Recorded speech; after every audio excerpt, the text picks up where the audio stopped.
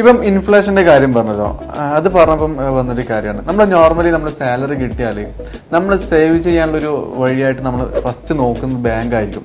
Okay, കുറച്ച് പൈസ ഉണ്ട് കയ്യിൽ, എന്നാൽ ബാങ്കിൽ പോയി ഇടാം. പക്ഷെ ഒരിക്കലും നമ്മളെ ഇൻഫ്ലേഷനായിട്ട് കമ്പയർ ചെയ്യുമ്പോൾ അതൊരിക്കലും നമുക്ക്, അല്ലെങ്കിൽ നമ്മളൊരു ഇൻവെസ്റ്റ്മെന്റ് രീതി നോക്കുകയാണെങ്കിൽ നമുക്കത് ശരിക്കും ലോസ് ആണ്.